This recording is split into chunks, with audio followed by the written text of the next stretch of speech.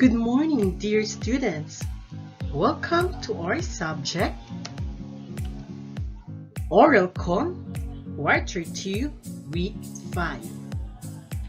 Today we have a new lesson, but before we begin, of course, I am Rafi Aguilar, your teacher. Before we proceed to our formal discussion this morning, of course, don't forget to visit our official website at GAITF.com. So LCMS GAITF.com.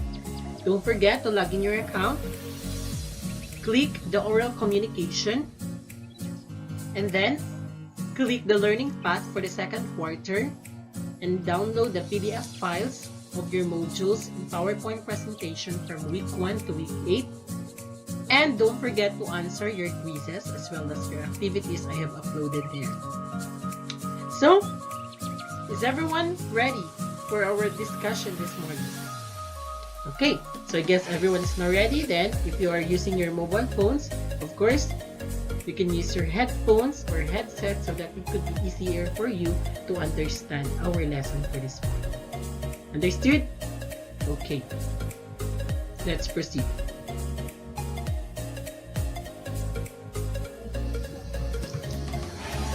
Our lesson for this morning is all about the types of speech context. So, on the first quarter, we'll discuss about the different types of speech context. Now, we're going to dig deeper about the types of speeches in context. So, let's find out what are the types of speech context.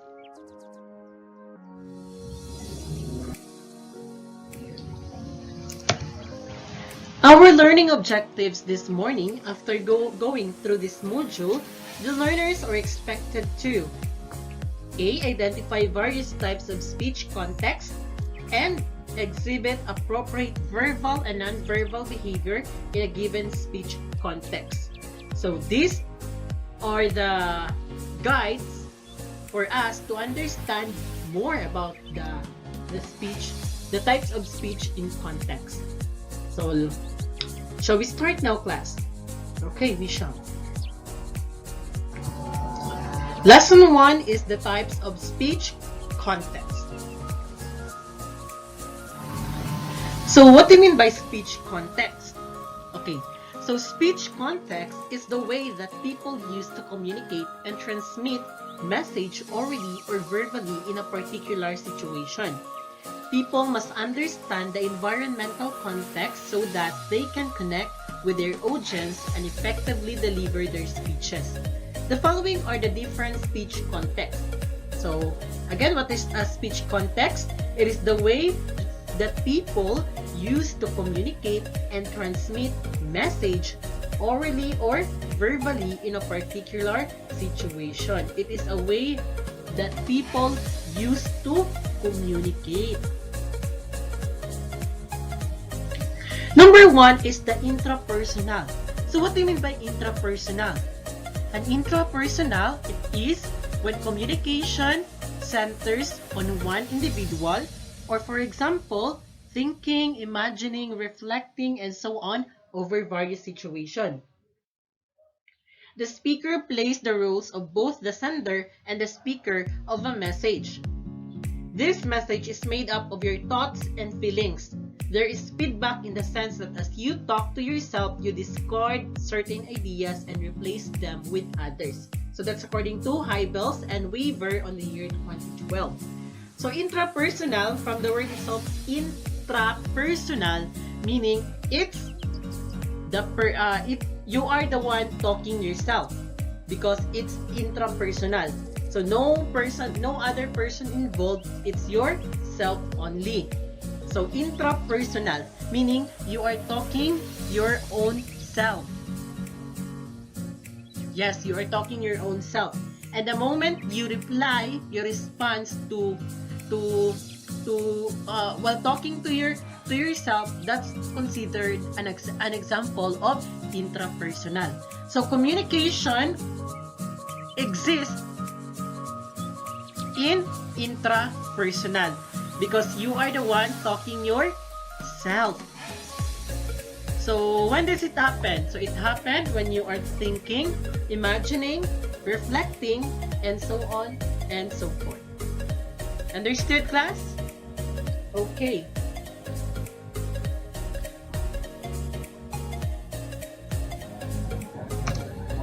Okay, for example, a student is thinking about how fulfilling it was to receive high scores and a commendation from the teacher for an excellent project made.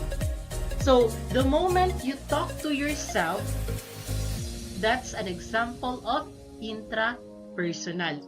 You are talking within yourself. Yes. So that's an example. A student is thinking about how fulfilling. So how to fulfill the project. That's considered an intrapersonal. Okay. Second is the interpersonal. So the interpersonal, it is different from intrapersonal. So it is the opposite of intrapersonal because when you are talking to yourself, that is intrapersonal. But when interpersonal, it is an interaction between two or more person or individual. Now let's take a look at the definition given on the slide. So interpersonal, it is when the communication occurs between and among people which establishes relationships and develops rapport among them. So there is a rapport among them. What do you mean by rapport? There is a good relationship, no? There is a good relationship between the speaker and the other speaker. Okay, very good. So this highlights how interpersonal communication connects and links people together. So it becomes personal as people's unique qualities matter. So that's according to Solomon and P.S. on the year 2013. So in other words, interpersonal, it is an interaction between two or more individuals. So there is establishing a good rapport relationship, no, between the speaker and the other speaker. So I mean the speaker and the receiver, something like that. Okay. So there are types of personal context. So what are the types of personal context? First, we have the dyad. So what do you mean by dyad? A dyad is the communication involves two persons who are formally or informally interacting with each other verbally and non-verbally. So that is a dyad. Communication involves two persons who are formally or informally interacting or communicating with each other. It could be verbal or it could be non-verbal. So we'll talk about verbal. That's all about through spoken words. But in non-verbal, you can use verbal cues like sign language, sign, symbols, and others. So that's an example of non-verbal. For example, a student gives feedback on a speech performance by a classmate. So when a student gives feedback to the speech performance of his or her classmates, that's considered as a dyad speech context. Okay, so let's proceed to the next type of interpersonal context. The second one is the small group. So what do you mean by small group? Okay, by a small group, communication involves at least 3 to 15 people who are doing a face-to-face interaction when all participants share ideas freely in a discussion. Example, the class officers are discussing how to impose classroom rules. Okay, so a small group involves at least 3 to 15 people who are doing a face-to-face interaction. But in our situation right now, we are currently facing a pandemic. So, my question is, does small group communication still applicable on this in this present situation? Of course, it is. By the use of technology, we can able to to do a small group with the use of online platforms like Zoom, Facebook Messenger, Skype, and other applications that could support many people, no? Or that could support 3 to 15 people in a particular time or situation.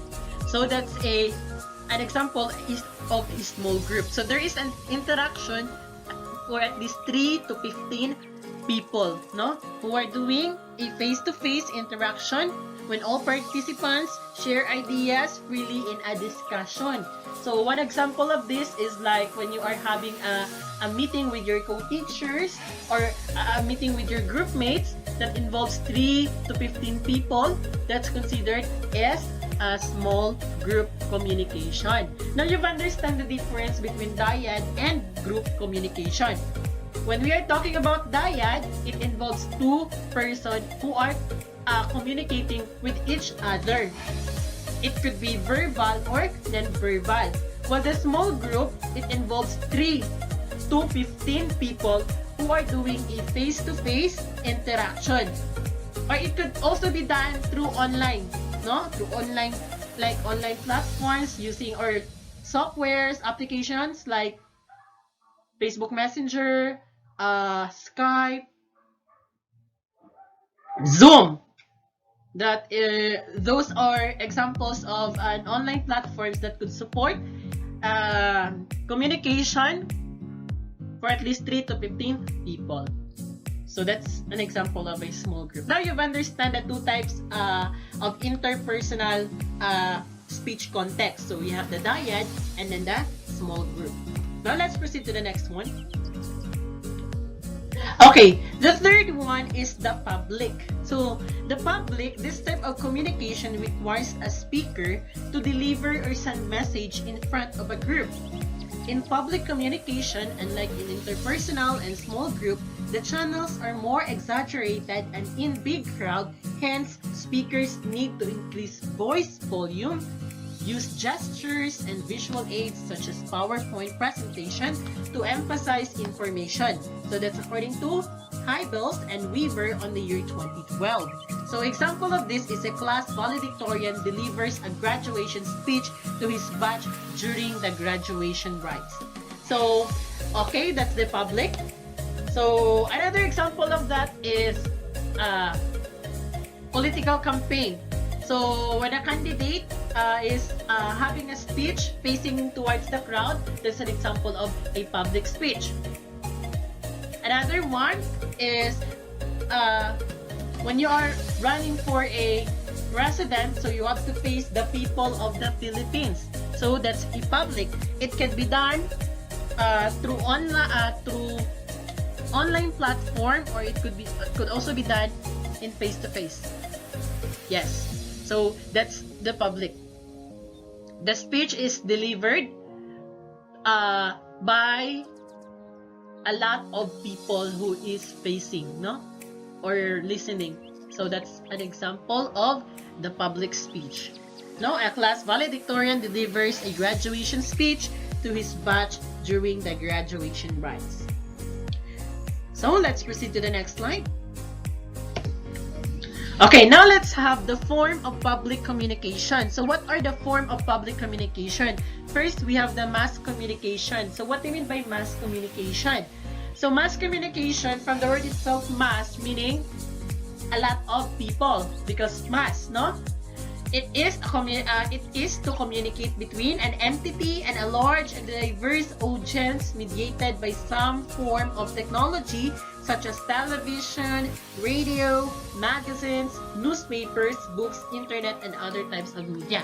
Okay, so mass communication can be done to a large and diverse audience mediated by some form of technology. So this is mediated by some form of technology like television, radio, magazines, newspapers, books, internet, and other types of media. So that's mass communication, no? It could be done through mediated technology. So there is a technology that will support in order to deliver the speech through a large, diverse audience, no? That's an example of mass communication. Like television, radio, magazines, those are an example of mediated, what you call this, mediated, no, form of technology. For example, a journalist expressing his stand on current issues through a radio program. So that's an example of mass communication. Your audience are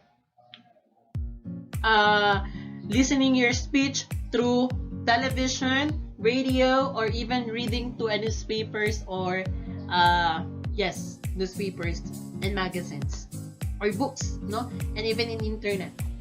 So that's mass communication. Next we have, okay, so I guess that's all for today, class. Thank you for having your time with me, and I hope that you've learned something today.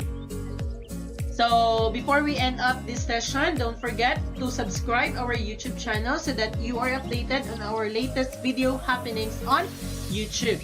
And of course, don't forget to log in your account, visit our official website at GAITF.com, and of course, log in your account there and download the PDF files I have uploaded there from the first quarter to the second quarter, week 1 to week 8 of your modules and PowerPoint presentation for your other supporting documents or supporting resources for your learning. So, of course, if you will not understand clearly about this lesson, you can go back to our YouTube channel, and then you can play this video again so that you can be able to understand more about the lessons that we have discussed for today. So, thank you everyone, and once again, this is Rafi Aguilar, your teacher, saying that stay safe everyone, God bless, and stay safe. Bye!